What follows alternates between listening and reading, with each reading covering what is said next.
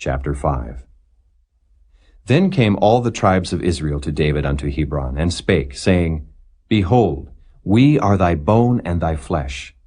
Also in time past, when Saul was king over us, thou wast he that leddest out and broughtest in Israel. And the Lord said to thee, Thou shalt feed my people Israel, and thou shalt be a captain over Israel.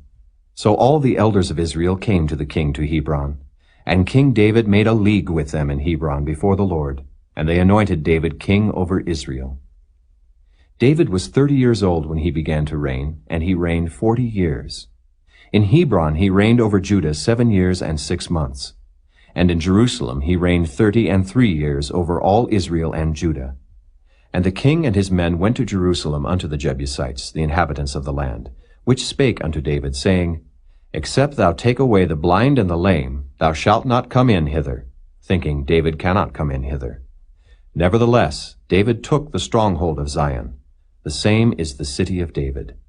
And David said on that day, Whosoever getteth up to the gutter, and smiteth the Jebusites, and the lame and the blind, that are hated of David's soul, he shall be chief and captain.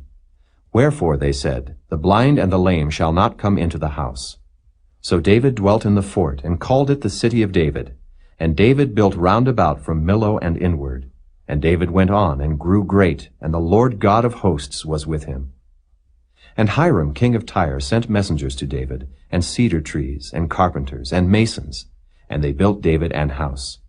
And David perceived that the Lord had established him king over Israel, and that he had exalted his kingdom for his people Israel's sake. And David took him more concubines and wives out of Jerusalem, after he was come from Hebron. And there were yet sons and daughters born to David. And these be the names of those that were born unto him in Jerusalem: Shammua, and Shobab, and Nathan, and Solomon. Ibhar also, and Elishua, and Nepheg, and Japhiah, and Elishama, and Eliada, and Eliphalet. But when the Philistines heard that they had anointed David king over Israel, all the Philistines came up to seek David. And David heard of it, and went down to the hold. The Philistines also came and spread themselves in the valley of Rephaim.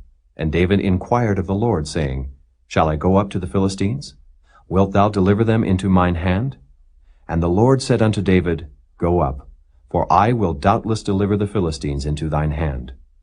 And David came to Baal-perazim, and David smote them there, and said, The Lord hath broken forth upon mine enemies before me, as the breach of waters. Therefore he called the name of that place Baal-perazim. And there they left their images, and David and his men burned them. And the Philistines came up yet again, and spread themselves in the valley of Rephaim. And when David inquired of the Lord, he said, Thou shalt not go up, but fetch a compass behind them, and come upon them over against the mulberry trees.